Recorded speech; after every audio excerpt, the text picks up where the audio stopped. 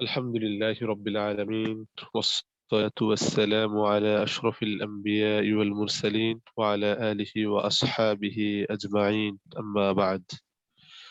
أيها الحاضرون الكرام، اليوم يوم الأحد. أنا قلت لكم مرارا في دردشة واتساب، نحن ندرسكم اليوم صباحا في الساعة 7:50 بل في الحال كثير من الطلاب لم يحضروا في الدرس حتى الآن. يا للعجب، إني لغاضب عليهم، بل أنا أرجو أنهم لا يتأخرون فيما بعد إن شاء الله. তো জাহারুল ইসলাম ভাই, কেমন আছেন আপনি? আলহামদুলিল্লাহ, ভালো আছি। আপনি কেমন আছেন? আলহামদুলিল্লাহ। প্রত্যেক দিনের ক্লাসগুলো ভালো করে ধরা হয়, ভালো করে ইয়াদ করা হয়। ইনশাআল্লাহ। জি জি যাক, জি। মাশাআল্লাহ।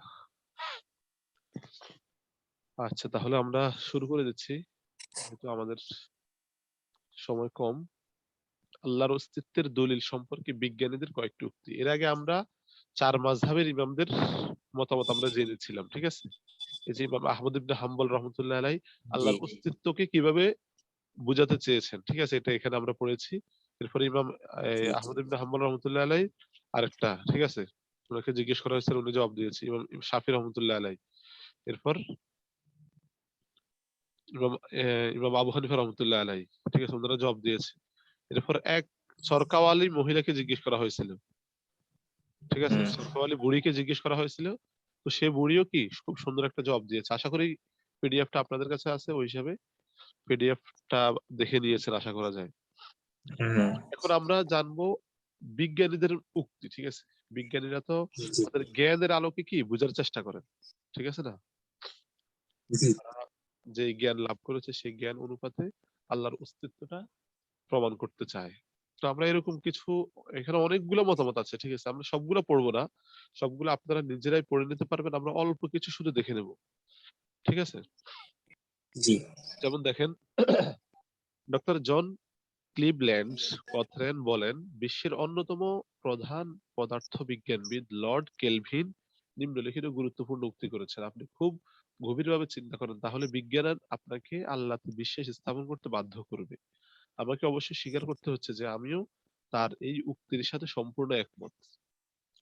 বিজ্ঞানের উপরে আমার একটা এই অ্যারাবিক বাংলা লেকচার আছে জুমার দিন। আমি অর্থাৎ বিজ্ঞানের আলোকে কোরআনের অলৌকিকতা, অর্থাৎ বিজ্ঞান যদি কেউ ভালোভাবে অধ্যয়ন করে, ঠিক আছে, বিজ্ঞান ভালোভাবে সে বিজ্ঞান লাভ করছে, তাহলে অবশ্যই সে কোরআনের অনেকগুলো আয়াতের মর্মার্থ তার জন্য বোঝা সহজ হয়ে যাবে, ঠিক আছে। যে মর্মার্থ অনেক আলেম ওলামারাও কি সহজে বুঝে আসে না, কিন্তু বিজ্ঞান শিখার কারণে তাদের জন্য সেটা সহজ হয়ে যায়। আর কেউ যদি সঠিকভাবে বিজ্ঞান লাভ করতে পারে, তাহলে তার জন্য আল্লাহর অস্তিত্ব বোঝা অবশ্যম্ভাবী, সে অবশ্যই আল্লাহর অস্তিত্ব বুঝতে পারবে। আর যদি সে একগুঁয়ে টাইপের হয়, ঠিক আছে, সে যেটার উপর আছে ওটাকেই সঠিক ভেবে সে পথ চলতে শুরু করে, তাহলে কিন্তু সে সঠিক পথে সন্ধান পাবে না। বর্তমানে আমাদের সমাজে, আমাদের দেশে এরকম লোকের অভাব নেই, যারা কি নিজের পথটাকে ধরে রাখে, ঠিক আছে, জি। নিজের পথটাকে কি ধরে রাখে, সবাইকে ধরে আর রাখে। আর অন্যদেরকে হেয় করতে থাকে। অন্যরা ছোট বাচ্চা, এই জন্য তাদের লেখাগুলোকে সে পছন্দ করে না। নিজে যে মতের উপর আছে ওই মতের লোকদেরকে সে পছন্দ করে, এবং কি সে যত জ্ঞানই লাভ করুক না কেন, সে ওই জ্ঞান দ্বারা তার দলকে শক্তিশালী করার চেষ্টা করে, ঠিক আছে। কিন্তু সকল মত, সকল দলকে হেয় না করে সবার বিষয়গুলো জানা, সবাই বিষয়গুলো কি নিরপেক্ষভাবে সকল বিষয় জানা, সকল ব্যক্তিদেরকে ফলো করা, ঠিক আছে। ফলো করার মাধ্যমে আপনি সঠিক বিষয়টা জানতে পারবেন, ঠিক আছে। কিন্তু বর্তমান নিরপেক্ষতা, জি এটা আমাদের মাঝে বড়ই অভাব, ঠিক আছে, নিরপেক্ষতা পাওয়া যায় না। যেমন আমরা, কেউ যদি আহলে হাদিস হয়, তাহলে সে যদি তার শাইখদের কথাই সে মাথায় রাখে, ঠিক আছে, অন্যদেরকে হেয় করতে থাকে, তাহলে কিন্তু সে কি একগুঁয়ে টাইপের হবে। আপনাকে সবাইকে সমান চোখে দেখতে হবে, নিরপেক্ষভাবে সবার লেকচার গুলা, সবার দলিল প্রমাণগুলো আপনাকে শুনতে হবে। তাহলে আশা করা যায় আপনি যেটা সঠিক সেটা আপনি পেয়ে যাবেন। ঠিক আছে, সঠিক বিষয়টা আপনি পেয়ে যাবেন। এরপর দেখেন তিনি আরো বলেছেন, রসায়ন শাস্ত্র এই তথ্য প্রকাশ করে যে জড় পদার্থ ক্রমশই বিলুপ্ত হচ্ছে, কত খুব ধীরে ধীরে, আবার কিছু অত্যন্ত তাড়াতাড়ি ক্ষয় হয়ে যাচ্ছে। কাজেই বলা চলে জড় পদার্থের অস্তিত্ব শাশ্বত নয়। ঠিক আছে, জড় পদার্থ যেগুলো আমরা দেখতে পাচ্ছি এগুলো কিন্তু এখন আছে, কিছুক্ষণ পর আবার নেই, শেষ হয়ে যাচ্ছে। ঠিক আছে, আগুনে পুড়ে হোক, নষ্ট হয়ে হোক, যে কোনো ভাবে সেটা নষ্ট হয়ে যাচ্ছে। এখন আছে তো এক কিছুক্ষণ পরে নেই, তো ক্ষয় হয়ে যাচ্ছে। এজন্য বোঝা যায় যে জড় পদার্থের কি নয়, অস্তিত্বটা শাশ্বত নয়, এটা কি শেষ হয়ে যাবে। তার মানে যিনি জড় পদার্থ নয়, অতএব নিশ্চয়ই অতএব নিশ্চয়ই জড় পদার্থের একটা আরম্ভ রয়েছে। এখন কথা হচ্ছে এই জড় জগৎ যখন নিজেকে নিজে সৃষ্টি করতে পারেনি, তখন স্বীকার করতে হয় সৃষ্টির এই কাজ নিশ্চয়ই অজড় কোনো প্রতিনিধি দ্বারা সম্পাদিত হয়েছে, এবং এই প্রতিনিধি নিশ্চয়ই সর্বশ্রেষ্ঠ মনীষীর অধিকারী। কথা বুঝেছেন? অর্থাৎ জড় পদার্থ যখন শেষ হয়ে যাচ্ছে, তার মানে বোঝা যায় যে জিনিসের শেষ আছে সেটা শুরু আছে, যার শুরু আছে তার শেষও আছে। ঠিক আছে, এই জিনিস যেহেতু শেষ হয়ে যাচ্ছে, তার মানে এটার একটা শুরুও আছে। ঠিক আছে, এখন কথা হচ্ছে এই জড় জগৎ যখন সে নিজেকে সৃষ্টি করতে পারেনি, তখন বোঝা যায় যে তাকে সৃষ্টি করার পেছনে কোনো কি বড় কোনো হাত রয়েছে। আর সেই সেই হাতটাই হবে কি শাশ্বত। ঠিক আছে, হ্যাঁ, সেটাই কি চিরস্থায়ী হবে, সেটাই আল হাইয়ুল কাইয়ুম হবে। তো এর দ্বারা কি বিজ্ঞানীরা বুঝতে পারে যে আল্লাহর অস্তিত্ব এটা কি চিরঞ্জীব, এটা শেষ হওয়ার নয়। এরপরে দেখেন ডোনাল্ড হেনরি পোটার বলেন, আমার বক্তব্য হলো যদি এই ধারাবাহিক সৃষ্টি সম্পর্কিত থিওরি সমর্থন করতে হয়, তাহলে আমি অবশ্যই সৃষ্টিকর্তা হিসেবে আল্লাহকে স্বীকার করব। অর্থাৎ তিনি বলেন যে এই যে আমরা চতুর্দিকে এক সৃষ্টি জগৎ দেখতে পাচ্ছি, ঠিক আছে, এই সৃষ্টি সম্পর্কিত থিওরি গুলো যদি আমরা আমাদের সামনে আনি এবং সেগুলোকে মানি, সমর্থন করি, তাহলে অবশ্যই আল্লাহকে স্বীকার করতে হয়। আল্লাহকে স্বীকার করার ছাড়া কোনো উপায় নেই এখানে। এই জন্য দেখবেন যারাই এই মহাকাশ নিয়ে, সৃষ্টি জগৎ নিয়ে গবেষণা করতে থাকে, তারাও শেষ পর্যন্ত আল্লাহর অস্তিত্ব স্বীকার করতেই হয় তাদের, যদি কি এক গুণে টাইপের না হয়। তিনি আরো বলেন, প্রকৃতির উৎপত্তি সম্পর্কে যে কোনো কিছুই বিবেচনা করা হোক না কেন, একজন বৈজ্ঞানিক হিসেবে সকল বিষয় সক্রিয় বিবেচনা করা হোক না কেন, একজন বিজ্ঞানী হিসেবে সকল বিষয়ের প্রধান ভূমিকায় আল্লাহকে বসিয়ে আমি পরম সন্তুষ্টি লাভ করি। প্রতিটি ছবিতে আল্লাহ হচ্ছেন মূল চরিত্র, আর যেসব প্রশ্নের আজও জবাব দেওয়া হয়নি, একমাত্র তিনিই তার জবাব। ঠিক আছে, কত সুন্দর করে তিনি কি স্পষ্ট করে তুলে ধরেছেন। অর্থাৎ আপনি যদি এই সকল সৃষ্টি সম্পর্কে আপনি গবেষণা করতে যান, সক্রিয় বিবেচনা করেন, তাহলে অবশ্যই আপনি আল্লাহকে স্বীকার করতে হবে। এরপর দেখেন পল ক্ল্যারেন্স ইবারসোল্ড বলেন, ইংরেজ দার্শনিক ও রাজনীতিক ফ্রান্সিস বেকন 3 শতাব্দীরও আগে বলেছিলেন, সামান্য দর্শন জ্ঞান মানুষকে নাস্তিকতার দিকে নিয়ে যায়, আর গভীর দর্শন তাকে ধর্মের পথে টেনে আনে। বুঝছেন এখানে? অর্থাৎ ওই আমি ফার্সিতে একটা কথা বলি, নিমে তবিব খতরে যান, নিমে মোল্লা খতরে ইমান। এটার অর্থ কি জানেন? এটার অর্থ হচ্ছে কেউ যদি ডাক্তারি অর্ধেক শিখে, তাহলে তার জন্য মানুষের প্রাণের ভয়। অর্থাৎ অর্ধেকটা ডাক্তার মানুষের কি ক্ষতি করবে এক কথায়। আর কেউ যদি পুরো ডাক্তার হয়, তাহলে কি সেই মানুষের উপকার করতে পারবে। পক্ষান্তরে নিমে মোল্লা খতরে ইমান মানে হচ্ছে কেউ একটু যদি আলিম হয়, আর যদি সে কি অর্ধেককে আলেম হয়, আরে নিমে মোল্লা মানে অর্ধেককে আলেম, তাহলে খতরে ইমান, তাহলে তার জন্য ইমানের ভয়। অর্থাৎ এমন মৌলবী কি মানুষের ইমানকে নষ্ট করে দিতে পারবে। তো এই জন্য আপনাকে ডাক্তার হতে হলে যেরকম পরিপূর্ণ ডাক্তার হতে হবে, অনুরূপ ভাবে আপনি যদি আলেম হতে হয়, তাহলে কি আপনাকে সবকিছুরই জানতে হবে, ইসলামের প্রত্যেকটি বিষয় সম্পর্কে অবগত থাকা লাগবে। তদ্রূপ এখানে এটাই বলা হয়েছে যে যে দার্শনিক দার্শনিক হতে হলে আপনাকে পরিপূর্ণ দার্শনিক হতে হবে। ঠিক আছে, এই যে সামান্য দর্শন জ্ঞান মানুষকে নাস্তিকতার দিকে নিয়ে যায়, আপনি যদি সামান্য দর্শন জ্ঞান লাভ করেন, তাহলে এই দর্শন জ্ঞান আপনাকে নাস্তিকতার দিকে নিয়ে যাবে। আর গভীর দর্শন জ্ঞান, ভালোভাবে দর্শন জ্ঞান লাভ করতে পারলে সেটা কি ধর্মের দিকে টেনে আনে। বুঝে আসছে? এরপর জি দেখেন আমরা আরো দু একটা পড়ি। জর্জ আর্ল ডেভিস বলেন, একজন পদার্থবিজ্ঞানী হিসেবে আমি এই মহাবিশ্বের অবিশ্বাস্য জটিল কাঠামোর যৎকিঞ্চিৎ দেখার সুযোগ হয়েছে।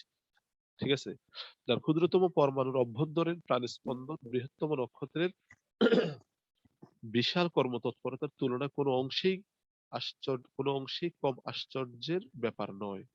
যেখানে প্রতিটি আলোক রশ্মি, প্রত্যেকটি প্রাকৃতিক ও রাসায়নিক বিক্রিয়া, প্রতিটি প্রাণীর প্রত্যেকটি বৈশিষ্ট্য একই অপরিবর্তনীয় আইনাবলীর নির্দেশ মোতাবেক আত্মপ্রকাশ ও নিজস্ব পথে পরিচালিত হয়ে থাকে। তিনি আরো বলেন, যদি একটি মহাবিশ্ব নিজেকে নিজে সৃষ্টি করতে পারে, তাহলে বাধ্য হয়েই এই সিদ্ধান্ত উপনীত হব যে এই বিশ্বই খোদা। অর্থাৎ এই বিশ্ব যদি, এই প্রকৃতি যদি নিজেকে সৃষ্টি করতে পারে, তাহলে তো সে নিজেই খোদা হয়। তাহলে দেখা যাচ্ছে আল্লাহর অস্তিত্বকে স্বীকার করে নেওয়া হচ্ছে। তবে এখানে জি এক অদ্ভুত রূপে আল্লাহকে কল্পনা করা হচ্ছে, আল্লাহর আধ্যাত্মিক ও জড় উভয় রূপে। আমি কিন্তু এমন এক আল্লাহর কথা চিন্তা করতে পছন্দ করি, যিনি নিজের সঙ্গে কোনো সাদৃশ্য রেখে একটি জড় জগৎকে সৃষ্টি করেননি, কিন্তু তারই সৃষ্টি সেই বিশ্বের উপর প্রভুত্ব বিস্তার করে আছেন। কথাগুলো কি বুঝেছেন? হ্যালো? জি অর্থাৎ জি বোঝা যাচ্ছে। এই বিশ্বের প্রতিটি আলোক রশ্মি, ঠিক আছে, প্রত্যেকটি প্রাকৃতিক রাসায়নিক বিক্রিয়া, প্রতিটি প্রাণীর প্রত্যেকটি বৈশিষ্ট্য একই অপরিবর্তনীয় আয়নাবলী নির্দেশ করে, ঠিক আছে, মোতাবেক আত্মপ্রকাশ ও নিজস্ব জি পথে পরিচালিত হয়ে থাকে। অর্থাৎ প্রত্যেকটির একটা বৈশিষ্ট্য থাকে, ঠিক আছে, এক একটার এক এক বৈশিষ্ট্য। যদি এই মহাবিশ্ব নিজেকে নিজে সৃষ্টি করতে পারে, তাহলে বাধ্য হয়ে এই সিদ্ধান্ত উপনীত হবে যে এই বিশ্বই খোদা। অর্থাৎ মহাবিশ্ব যদি নিজেকে নিজে সৃষ্টি করতে পারতো, তো এই নিজেই খোদা হতো, কিন্তু সে তো নিজেকে নিজেকে সৃষ্টি করতে পারে না। ঠিক আছে, এই জন্যই কি আল্লাহর অস্তিত্ব স্বীকার করে নেওয়া হচ্ছে। আচ্ছা, এরপরে দেখেন,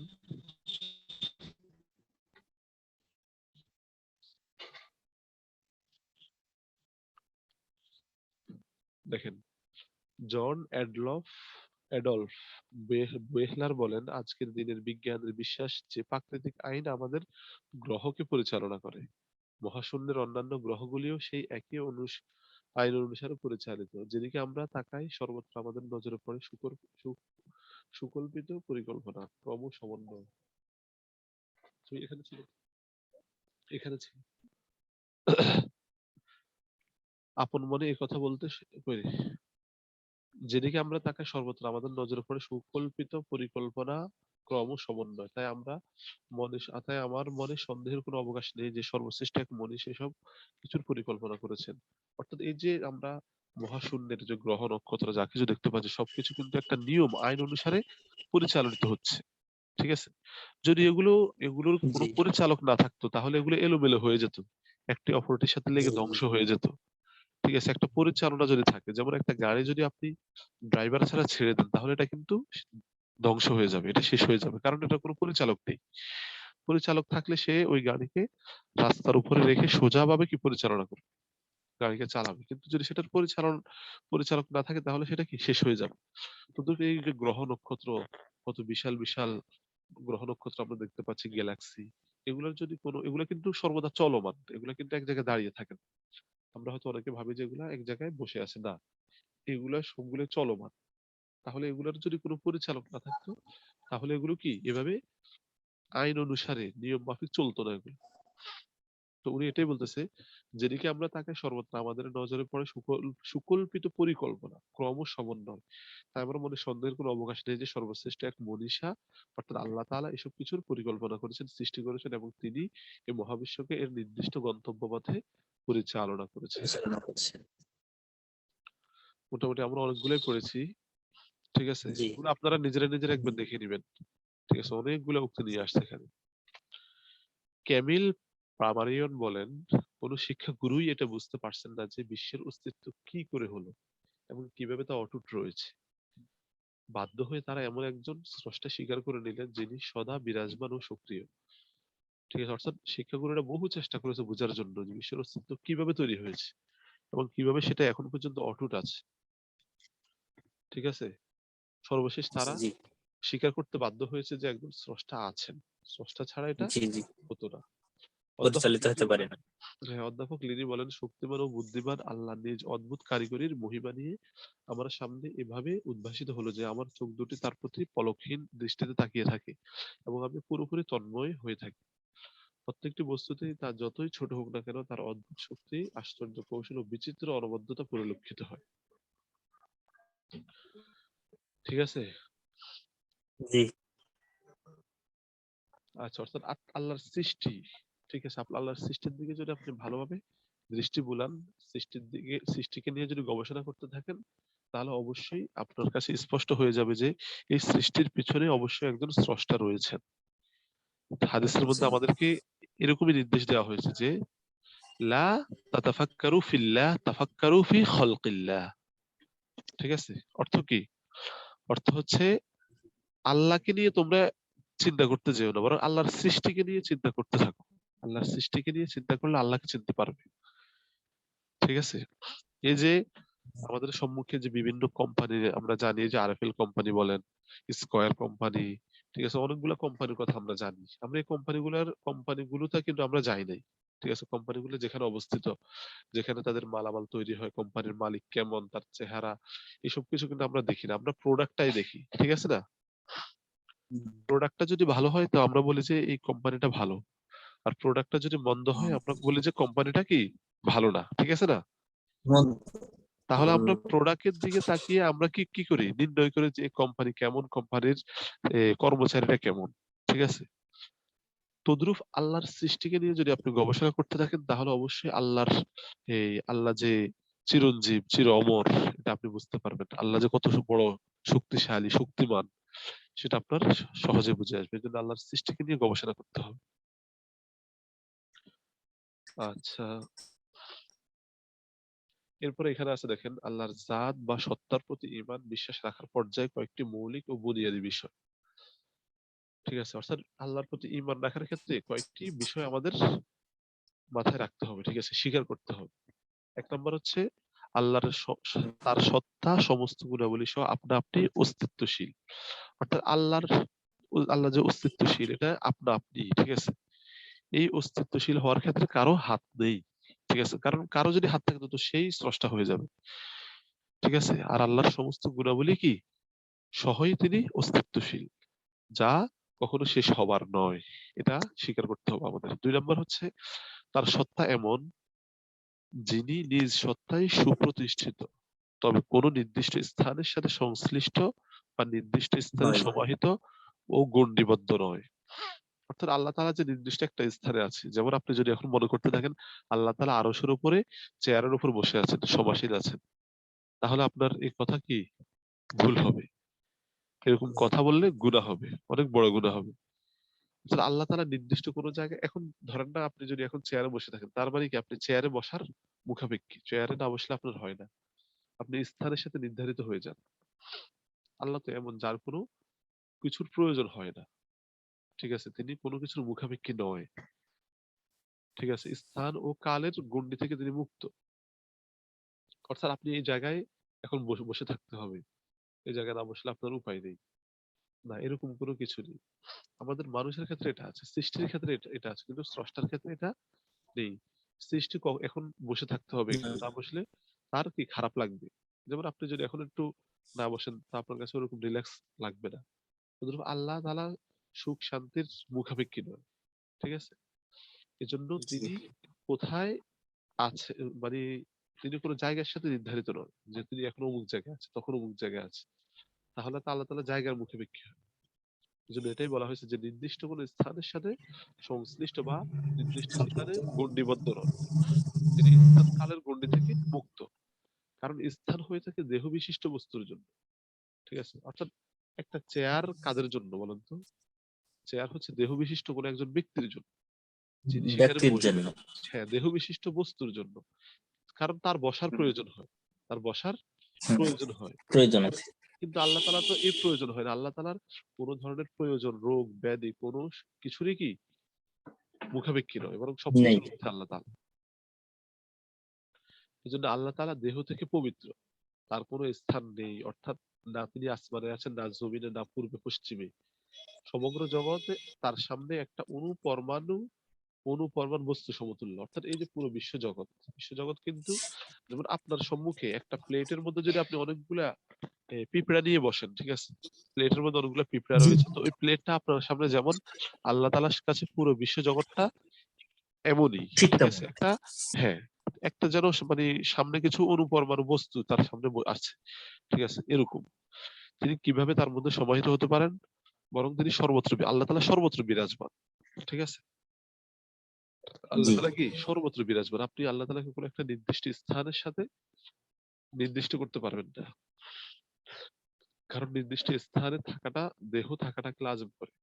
বর্তমানে দেহবাদী একটা গ্রুপ আছে, কথা বুঝছেন, তারা মনে করে যে আল্লাহ তাআলা এখন জি আরশে আছে, ঠিক আছে, আরশে বসে আছেন, এরকম দেহ সাব্যস্ত করে তারা, ঠিক আছে, কিন্তু আল্লাহ তাআলা কোনো দেহের সাথে কি সাব্যস্ত নয়, তিনি নৈরাকার, তার কোনো আকার নেই, ঠিক আছে। আল্লাহ তাআলাকে জি কোন একটা সৃষ্টির আকারের সাথে আপনি তুলনা করলে হবে না। যেমন মানুষের আকারের সাথে তুলনা করলে হবে না। যারা মাটির হাঁড়ি পাতিল তৈরি করে, আপনি কি তাদেরকে হাঁড়ি পাতিলের মতো মনে করেন, নাকি তার আকৃতি ভিন্ন এরকম মনে করেন? সে হাঁড়ি পাতিল তৈরি করেছে, এর অর্থ এটা নয় যে সে হাঁড়ি পাতিলের মতো, ঠিক আছে। সুতরাং আল্লাহ তাআলা মানুষকে সৃষ্টি করেছেন, এর অর্থ এটা নয় যে তিনি মানুষের মতো, যে আরশে বসে আছেন, না, তিনি তিনি নৈরাকার, তার আকার কি নেই, তার কোনো আকারই নেই, ঠিক আছে। এজন্য জি আল্লাহ তাআলাকে কোনো সৃষ্টির সাথে তুলনা করা, তাকে কোনো জায়গার সাথে নির্দিষ্ট করা, এটা কি আমাদের জন্য উচিত হবে না, ঠিক আছে, বরং এটা যাক গুনাহের কাজ হবে। তিনি সর্বত্রই কি বিরাজমান, তিনি সর্বত্রই বিরাজমান, কোন স্থানের সাথে তার কোনো অগোচর নেই। এর ৩ নম্বর হচ্ছে তিনি আরজ। আরজ অর্থাৎ কোন দেহের সাথে সংযুক্ত বিষয় নয়, কেননা আরজ বলা হয় থাকে তার সত্তার সূচিত বিষয় বা অনিত্য হাদেসও অবধারিত হয়ে যায়, অথচ আল্লাহ তাআলা সত্তা কদিম, অনাদিকাল থেকে বিদ্যমান। তদুপরি আরজ বললে যার সাথে তিনি সংশ্লিষ্ট, তাকে তার মুখাপেক্ষী বলতে হয়। আরজ মানে কি? আরজ মানে হচ্ছে এই যে এই আমাদের যে সকল বিষয় রয়েছে, ঠিক আছে, আরজ যেটা আমাদের দেহের সাথে সংযুক্ত। হ্যাঁ, যেমন ধরেন আমাদের এই যে আমাদের রক্ত, গোশত, ঠিক আছে, এগুলো একটা আরজ, এগুলো এক একটা কি আরজ। আরো হ্যাঁ, তদ্রূপ আল্লাহ তাআলা এরকম কোন আরজের সাথে যুক্ত নন, কারণ আরজের সাথে যুক্ত হলে তো আরজটা হাদেস, ঠিক আছে, আরজটা হাদেস হওয়া লাজম আসে। যেমন আপনার এই যে রক্ত মাংস, এটা কিন্তু একদিন শেষ হয়ে যাবে না, মাটির সাথে মিশে যাবে, এটা এটা চিরদিন থাকবে না, এটা একদিন শেষ হয়ে যাবে। এখন আল্লাহ তাআলাকে যদি আপনি আরজ হিসাবে সাব্যস্ত করেন যে তিনি আরজ, তাহলে তো আল্লাহ শেষ হয়ে যাওয়া লাজম আসে, হাদেস হওয়া লাজম আসে, অথচ আল্লাহ তাআলার সত্তাটা কি কদিম। জি জি হ্যাঁ, এজন্য আরজ সাব্যস্ত করা যায় না, আল্লাহ তাআলার সাথে কোনো আরজ কি সংযুক্ত নেই। কারণ আরজ সংযুক্ত হলে আরজ যেরকম হাদেস, তো আল্লাহ তাআলাও হাদেস অর্থাৎ অনিত্য হওয়া লাজম আসে, কিন্তু আল্লাহ তাআলা তো কদিম, এই জন্য তার সাথে কোনো আরজও যুক্ত হতে পারে না। ৪ নম্বর হচ্ছে তিনি কোনো উপাদান, জাওহার গঠিত দেহ বিশিষ্ট নয়। অর্থাৎ আমরা যেরকম দুনিয়াতে অনেকগুলো প্রাণী দেখতে পাই, সেটা একটা কি দেহ বিশিষ্ট, এক একজনের দেহ এক এক রকম। আল্লাহ তাআলাকে আপনি এরকম কোনো দেহ বিশিষ্ট মনে করতে পারবেন না, কেননা দেহ একাধিক অংশের সমন্বয়ে গঠিত হয়। একটা দেহ গঠিত হলে রক্ত লাগে, মাংস লাগে, ঠিক আছে, চক্ষু, কর্ণ, চুল, অনেক কিছু লাগে, ঠিক আছে না। তো এটাই বলতেছে কেননা দেহ একাধিক জি অংশের সমন্বয়ে গঠিত হয়ে থাকে। আর আল্লাহর দেহ স্বীকার করলে তার একাধিক অংশ স্বীকার করতে হয়, আর একাধিক অংশের ক্ষেত্রে এক অংশ অপর অংশের মুখাপেক্ষী হয়ে থাকে। এটাই বোঝানোর উদ্দেশ্য যে দেহের যেরকম যেমন আপনার হাতের প্রয়োজন হয়ে থাকে, আপনার মুখ আপনার হাতের মুখাপেক্ষী, ঠিক আছে, কারণ আপনি হাত দিয়ে ভাত খাবেন, ঠিক আছে না, তাহলে আপনার মুখ আপনার হাতের মুখাপেক্ষী। আপনার আপনার হাত যদি কাটা যায়, তাহলে আপনার ডাক্তারের কাছে যেতে হবে, তো ডাক্তারের কাছে কে নিয়ে যাবে? আপনার পা নিয়ে যাবে, পা নিয়ে যাবে না? জি হ্যাঁ, তার মানে আপনার হাতটা পায়ের মুখাপেক্ষী। তদ্রুপ আমাদের শরীরের একটা অঙ্গ অপর অঙ্গের মুখাপেক্ষী, ঠিক আছে। এটাই বোঝানোর উদ্দেশ্য এখানে যে যদি আল্লাহ তাআলার এভাবে আপনি বিভিন্ন অঙ্গ প্রত্যঙ্গ সাব্যস্ত করতে যান, তো অঙ্গ প্রত্যঙ্গের একটা তো অপরটার মুখাপেক্ষী, তাহলে তো আল্লাহ তাআলার জন্য মুখাপেক্ষিতা লাজেম আসে। আর মুখাপেক্ষিতাটা একমাত্র বান্দার ক্ষেত্রে হয়ে থাকে, স্রষ্টার ক্ষেত্রে এটা হয় না। ঠিক আছে, কারণ স্রষ্টা কি কোনো কিছুরই মুখাপেক্ষী নয়, তার কোনো কিছুর প্রয়োজন হয় না। এজন্যই বলা হয় যে আল্লাহ তাআলা দেহ বিশিষ্ট নয়, কারণ দেহ বিশিষ্ট হলে আল্লাহ তাআলার জন্য মুখাপেক্ষী হওয়া লাজেম আসে। ঠিক আছে, এজন্য আল্লাহ তাআলা নৈরাকার। এটা আমাদের চিন্তাই না করে যে তাহলে আল্লাহ তাআলা কেমন, আল্লাহ তাআলার আকার কেমন, তিনি কিভাবে আছেন, এটা চিন্তা করাই আমাদের উচিত নয়। বরং আমরা আল্লাহ তাআলার সৃষ্টিকে দেখে আল্লাহ তাআলাকে কি করব, জানবো তিনি যে আছেন। ঠিক আছে, আল্লাহ তাআলা যে আছেন সেটা কি আমরা বিশ্বাস করবো, আল্লাহ তাআলা যে অস্তিত্বশীল এটা আমরা কি করব, স্বীকার করব। কিন্তু তিনি, তার আকৃতি ধরনটা কেমন সেটা কি আমাদের চিন্তা করার প্রয়োজন নেই। হ্যাঁ, চিন্তা করার প্রয়োজন নেই, বরঞ্চ আমরা জান্নাতে, জান্নাতে কি করবো, সবাই আল্লাহ তাআলাকে দেখবো। জান্নাতে আল্লাহ তাআলা সকল বান্দাদের সাথে কি করবে, সাক্ষাৎ করবে, দেখা দিবে। তো এই জন্য আমরা এসব বিষয় নিয়ে বেশি চিন্তা করা উচিত নয়, বরং বেশি চিন্তা করলে আপনি যদি আবার ভুল মনে চলে আসে, শয়তানে যদি আপনাকে ভুল পথে নিয়ে যায়, তাহলে আপনি ঈমান আমল সবই হারাবেন। ঠিক আছে, এই জন্য আমাদের এই বিষয়গুলো খেয়াল রাখতে হবে যে আল্লাহ কোনো দেহ বিশিষ্ট নয়, আল্লাহ একদম নৈরাকার। ঠিক আছে, তিনি কোনো দেহের সাথে যুক্ত নয়, তিনি সর্বদা বিরাজমান, নির্দিষ্ট কোনো এক স্থানে তিনি বসে নেই। আচ্ছা, তাহলে আমরা সামনে যাই। পঞ্চম হচ্ছে তার সত্তা ডান বাম উপর নিচ সম্মুখ পশ্চাৎ ইত্যাদি দিক হতে মুক্ত। ঠিক আছে, অর্থাৎ তিনি এখন ডানে আছেন, তিনি বামে আছেন, তিনি উপরে আছেন, তিনি নিচে আছেন, এগুলা কি, এগুলা থেকে তিনি মুক্ত, তিনি সর্বদাই বিরাজমান, তিনি সব জায়গায় কি বিরাজমান। কেননা এতে করে আল্লাহর নির্দিষ্ট স্থানে সীমাবদ্ধ হওয়া অবধারিত হয়েছে। নির্দিষ্ট এক স্থানে সীমাবদ্ধ হওয়াটা অবধারিত, আর নির্দিষ্ট এক স্থানে থাকলে তো বোঝা যায় যে আল্লাহ তাআলা এই জায়গায় থাকার মুখাপেক্ষী, এই জায়গায় বসে থাকার মুখাপেক্ষী। তদুপরি এতে করে আল্লাহর অঙ্গ প্রত্যঙ্গ দেহ সাব্যস্ত হয়েছে। যেমন আল্লাহর উপরে আছে বলতে গেলে, আল্লাহ উপরে আছে এটা বলতে গেলে তার মাথা আছে বলতে হয়, কেননা উপর বলা হয় মাথার দিককে। এমনি ভাবে তার নিচ আছে বলতে গেলে তার পা আছে বলতে হয়, কেননা নিচ বলা হয় পায়ের দিককে ইত্যাদি। সার কথা তিনি নিরাকার, তিনি কি নিরাকার, তার কোনো আকার নেই। এই প্রসঙ্গে বিস্তারিত বিবরণের জন্য সামনে আমার একটা আলোচনা আছে ৭১ পৃষ্ঠার মধ্যে, ওটা দেখলেই একটু স্পষ্ট হবে। জি। আচ্ছা, এরপর দেখেন ৬ নম্বর হচ্ছে আল্লাহ তাআলার সুরত আকৃতি দিক ও প্রান্ত থেকে পবিত্র। আল্লাহ তাআলার সুরত এরকম সাদা না, এটাও আপনি অকল্প ঠিক করতে পারেন না। ঠিক আছে, তার মানে কি তিনি সাদা হওয়ার মুখাপেক্ষী, তার আকৃতির দিক ও প্রান্ত থেকে পবিত্র হওয়া সত্ত্বেও পরকালে দৃষ্টিগোচর হবে। পরকালে আল্লাহ তাআলা সকল বান্দাদের সাথে কি করবে, দেখা দেবে, সাক্ষাৎ করবে। দুনিয়াতে তার সত্তার দর্শন সম্ভব, তবে সংগঠিত হয়নি। ঠিক আছে, পরকালে দৃষ্টিগোচর হওয়ার দলিল কোরআনের নিম্নোক্ত আয়াতে, ওয়া উজুহু ইয়াওমাইযিন নাযিরা ইলা রাব্বিহা নাযির। সেদিন কত মুখমণ্ডল উজ্জ্বল হবে, অর্থাৎ যারা জান্নাতি তাদের মুখমণ্ডল কি উজ্জ্বল হবে, তারা তাদের প্রতিপালকের দিকে তাকিয়েই থাকবে। তো জান্নাতে আল্লাহ তাআলা সকল বান্দাদের সাথে কি করবে, সাক্ষাৎ করবে। এরপর ৭ নম্বর বলা হয়েছে আল্লাহ তাআলার সত্তা কারো সত্তার মধ্যে মিশ্রিত বা দ্রবীভূত হয় না বা প্রবেশ হয় না। অর্থাৎ আল্লাহ তাআলা কোন একটা এই সত্তার ভিতরে, কারো অস্তিত্বের ভিতরে, যেরকম আমরা দেখতে পাই জিনরা অনেক সময় মানুষের মাঝে কি চলে আসে। ঠিক আছে, মানুষের সত্তার সাথে মিশে যায়, এরকম হয়। জিন জিন পরীদের ক্ষেত্রে এটা হয়, কিন্তু আল্লাহ তাআলার ক্ষেত্রে আমরা এটা কল্পনা করতে পারবো না। কোন সত্তার মধ্যে মিশ্রিত হওয়া, ঠিক আছে, কোন সত্তার ভিতরে প্রবেশ করা, ঠিক আছে, এরকম কি হয় না। খ্রিস্টানদের ধারণায় আছে আল্লাহ তাআলা ঈসা আলাইহিস সালামের মধ্যে প্রবেশ করেছিলেন। তাদের ধারণা কি আল্লাহ তাআলা ঈসা আলাইহিস সালামের মধ্যে প্রবেশ করে দুনিয়াতে এসেছে। হিন্দুদের বিশ্বাস মতে ঈশ্বর মানুষ, প্রাণী, বৃক্ষ, পাথর সবকিছুর মধ্যে প্রবেশ করেন। অর্থাৎ তারা যে পাথরের মূর্তি দেখায়, ঠিক আছে, তারা মনে করে যে পাথরের মূর্তির ভিতরে আল্লাহ তাআলা কি করেন, প্রবেশ করেন। তো এরকম বিশ্বাস পোষণকারীদেরকে হুলুলিয়া বলা হয়। কি বলা হয়, হুলুলিয়া। এরূপ বিশ্বাস কুফরি। ঠিক আছে, আল্লাহ তাআলা কোনো কিছুর ভিতরে প্রবেশ করার প্রয়োজন বোধ করেন না। ঠিক আছে, মাওলানা আব্দুল হক হক্কানি বলেন যে যেসব মূর্খ লোকেরা বলে আল্লাহর খাস ওলিগণ আল্লাহর মধ্যে, আল্লাহর সত্তার মধ্যে এমন ভাবে লীন হয়ে যান যেমন বরফ পানির মধ্যে।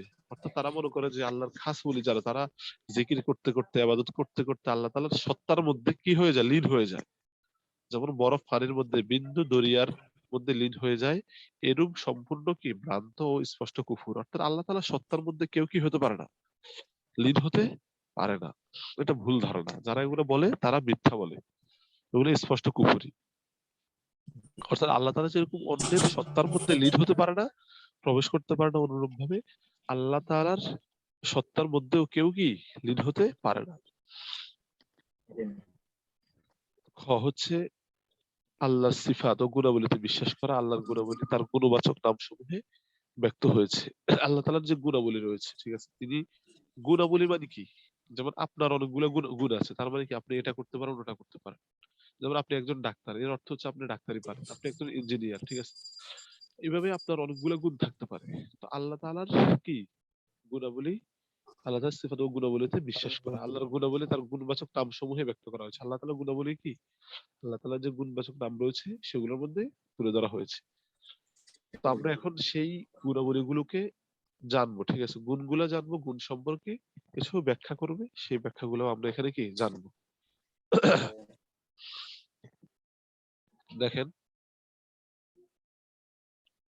আল্লাহর সিফাত বা গুণ প্রকাশক ৯৯টি নাম রয়েছে, যার মধ্যে আল্লাহ তাআলার বিস্তারিত গুণাবলীর প্রকাশ ঘটেছে। এরূপ ৯৯টি নাম এবং তৎসংশ্লিষ্ট তৎসন্দের আকীদা সমূহে নিম্নরূপ।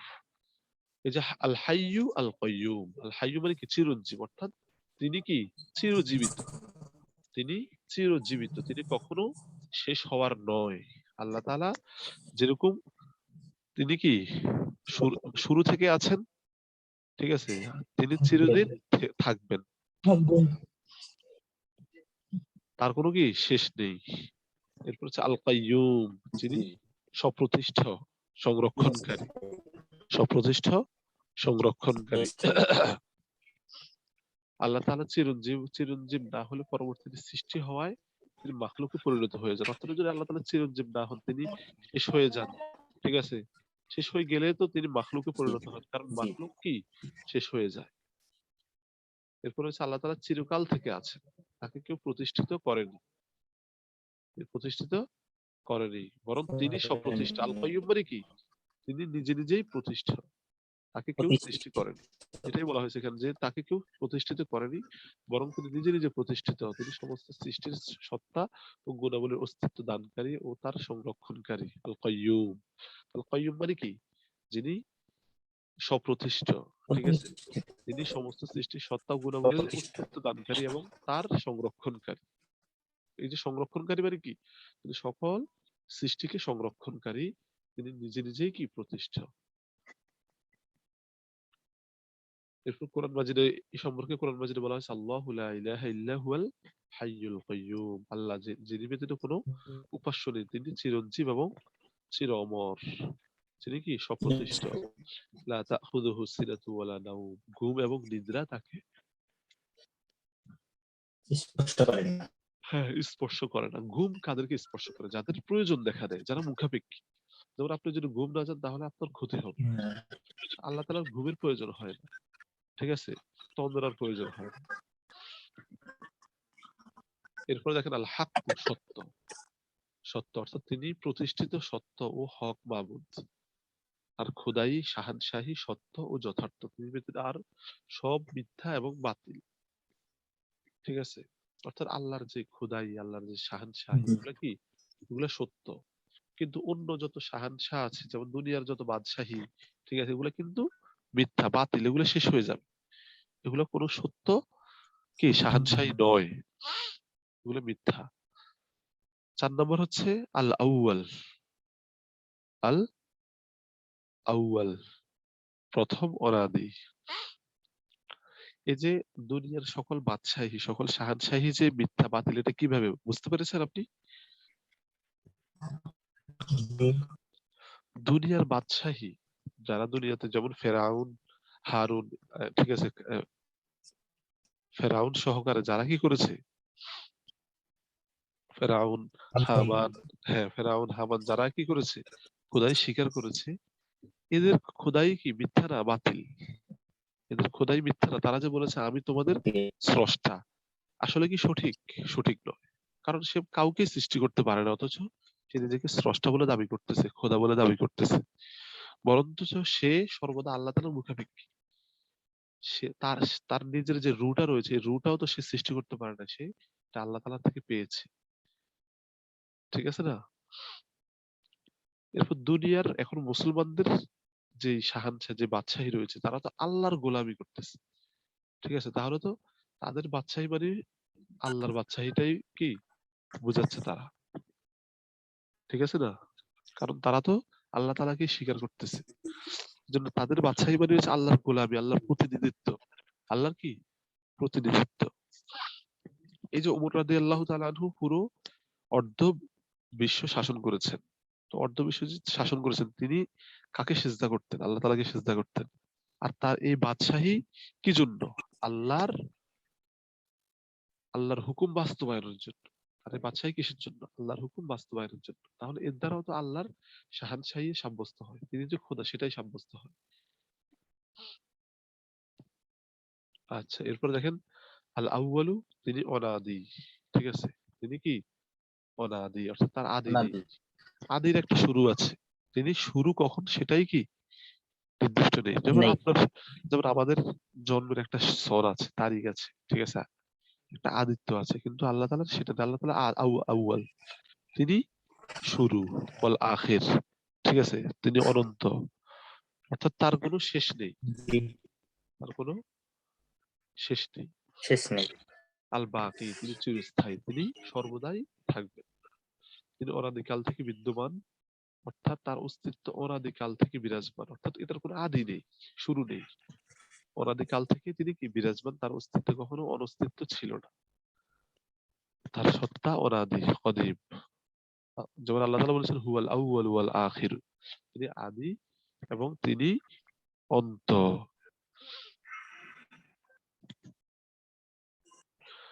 এরপর হচ্ছে, হ্যাঁ, আল্লাহ তাআলা আদি, ঠিক আছে, হুয়াল আউয়াল মানে কি তিনি আদি, অর্থাৎ আল্লাহ তাআলাই শুরু, আল্লাহর আগে কোনো শুরু নেই। ঠিক আছে, আর আগ বলতেই কিছু নেই। ওয়াল আউয়াল ওয়াল আখির, এবং তিনি অন্ত, অর্থাৎ এখানে তিনি অন্ত বলে কি এটার কোনো শেষ নেই, আল্লাহ তাআলার শেষ কখন এটার কোনো বিদ্যমানতা নেই, তিনি অন্ত। আল্লাহর সত্তা ব্যতীত অন্য কোনো কিছু অনাদি বা কদিম নয়। যারা উপাদান, যারা উপাদান, মৌলিক উপাদান বা দাহাইউলা সুরত বুদ্ধি ও আসমান সমূহকে অনাদি বলে থাকেন, এবং গাজালি রহমতুল্লাহর মতো তারা কি কাফের। বুঝে আসছে? এরপর দেখেন তার অস্তিত্ব অবশ্যম্ভাবী, ওয়াজিবুল উজুদ হওয়ার কারণে তার অস্তিত্ব সদা সর্বদা টিকে থাকবে, অর্থাৎ তিনি চিরবাকি, তিনি চিরকাল কি থাকবেন। তিনি যেমন অনাদি আল আউয়াল, তেমনি অনন্ত, ঠিক আছে, অন্তহীন, মানে কি শেষ নেই, এটার কোনো অন্ত নেই।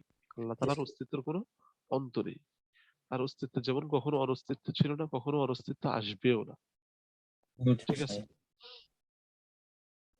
যেমন কুল্লু শাইইন হালিকুন ইল্লা ওয়াজহা, সকল কিছু ধ্বংসশীল কিন্তু আল্লাহর অস্তিত্ব ব্যতীত, অর্থাৎ আল্লাহর অস্তিত্ব ছাড়া সকল কিছু কি ধ্বংস হয়ে যাবে, তার অস্তিত্ব কখনো শেষ হবে না, এটার কোনো শেষই নেই। এটা কি আল আখির, আল আখির মানে যার শেষ নেই। ঠিক আছে, আচ্ছা, তো আমরা 7 নম্বর থেকে আমরা আগামী ক্লাসে পড়বো না, আজকে এতটুকুই থাকুক, 8:30 বেজে গেছে। আচ্ছা, আমরা সবাই ভালো করে পড়বো, প্রত্যেকটা বিষয়কে নিজে নিজে কি একবার পড়বো। আচ্ছা, তাহলে আজকে এতটুকুই থাকুক। নাহনু আল ইয়াউম নাকতাফি বিহাদাল কদর, দুমতুম ফি রিআয়াতিল্লাহ, ওয়াসসালামু আলাইকুম ওয়া রাহমাতুল্লাহি ওয়া বারাকাতুহু।